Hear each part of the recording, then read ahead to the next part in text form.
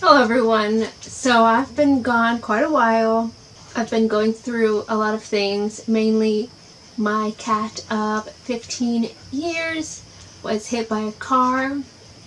His name was Maynard and he was such a cuddle bug and I miss him very dearly, and so that kind of triggered my depression, and I haven't been doing anything. I haven't been reading, filming, or anything. So now I'm trying to get back in the swing of things. And so I will be doing my August wrap-up. It is long overdue. In the month of August, I read 7 books. Mainly they were for the Booktubeathon, and all of them I read in the beginning of August. I didn't read anything at the end of August, and I haven't read anything so far for September. So let's get started. The first book I read was The Tempest by William Shakespeare. This begins with like a shipwreck, and they're all stranded on this island that is inhabited by a man with powers and his daughter. And we learn that the man with powers kind of orchestrated the whole shipwreck to get back at the men who were on the ship. So like I said in my reading vlog from Booktubeathon, I can't get into Shakespeare. I like the story, but it is very hard for me to read it. So it takes me a long time to read it because I can't really understand it.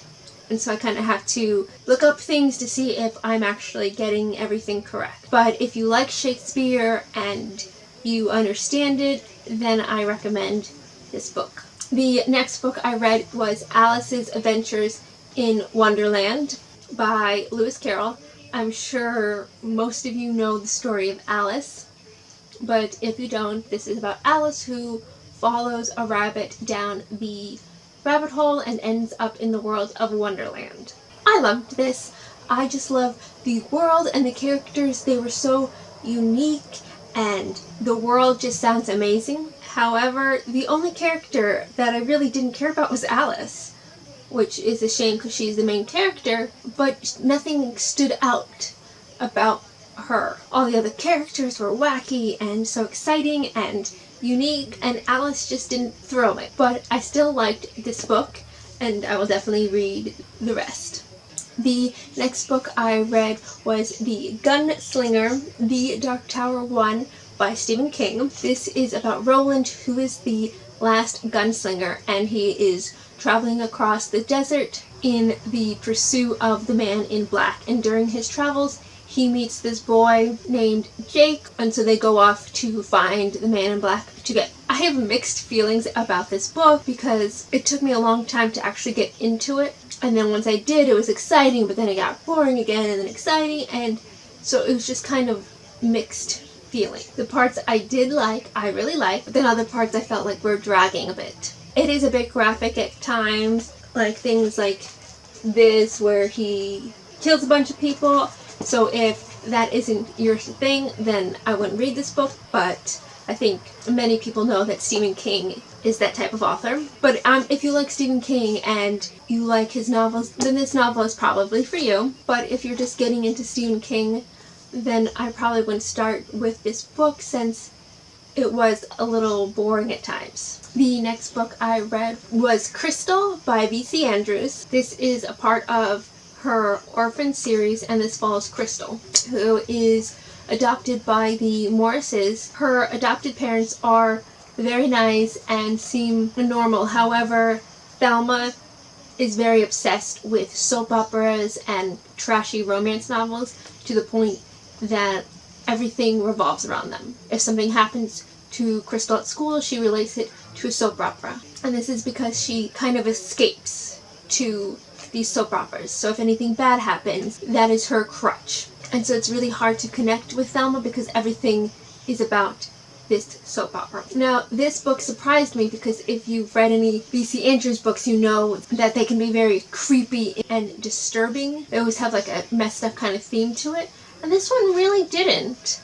I was always waiting for it, expecting something awful with the husband, but nothing really was very eerie, and so that very much surprised me, but I did like it. The last book I read for Booktubeathon was The Sea of Monsters by Rick Riordan. This is the second book in Percy Jackson and the Olympians. This is about when Percy goes returns to the Half-Blood camp and finds that monsters can now get into the camp because the tree that was protecting the camp is dying. Percy and his friends go on an adventure to find a cure for this tree. I very much enjoyed this, just like I enjoyed the first book. Again, the only thing that bothered me was the age, because it just bothered me that they were so young and doing all these adventures. But other than that, I really enjoyed it, and if you like middle grade series, I recommend you checking out this series. The next book I read was The Vile Village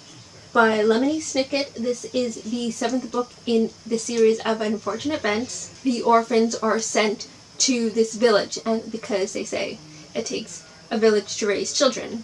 And I can say this book annoyed me so much. I mean, it wasn't bad at all. It wasn't annoying because it was bad. It's just the village annoyed me. In this village, the orphans are assigned to clean everything and do everyone's chores. So basically, they're raising the village. In no way are the village taking care of them. And they have such crazy rules, like no reading, no inventing things. And so that kind of really annoyed me. And in each book, no one really takes the orphans serious and no one listens to them. And I think this one was the worst one in that case. The last book was Armada by Ernest Cline. Now, I listened to the audio book for this one, which was narrated by Will Wheaton. I said you ought to be nicer to Will Wheaton. You mean Will Wheaton? Yes, Will Wheaton. Why are you saying it like that? What? I'm just saying you should be nicer to Will Wheaton. Will Wheaton seems like a nice guy. And Will Wheaton did an amazing job narrating it. The way he portrayed everyone and was able to really capture everything. Like at points I wanted to cry because it was so good. And I really felt everything. And I loved it. And I think I love this more than Ready Player One. This is about Zach Lightman, who is really into this video game called Armada. And one day he sees the ship from Armada at school, and at first he thought he was going crazy. But then one day it came down and they enlisted him because they used the video game as a simulation for the real thing. An actual alien invasion is about to take place. And again, like Ready Player One, there was a lot of pop culture references, but I think it fit very well into this book more than it did with Ready Player One. Zach is very into 80s movies and music, and that is because of his father. His father died when he was a baby at the age of 19. The mom kept all the father's things, and so Zach was kind of obsessed with them. So he would go and listen to his father's music and watch the things that his father was into. So the purpose of putting the pop culture references had meaning. And I did like all the little references, like him and his friend would say. Like his two best friends were saying which one is better, the stinger from The Hobbit or Thor's hammer. And to other people that might seem ridiculous, throwing in those kind of pop culture references, but to someone who is kind of nerdy, those conversations between your friends are very common. And so I did like that. And of course, it had Thor reference, so I loved that. But if you read Ready Player One already and you didn't like it, then you probably won't like this book either. But if you enjoyed Ready Player One, then I recommend this book. I know it's kind of mixed reviews on Goodreads, but I really enjoyed it, so you might too. So those are all the books I read in the month of August. So like and subscribe, and I'll see you all later. Bye!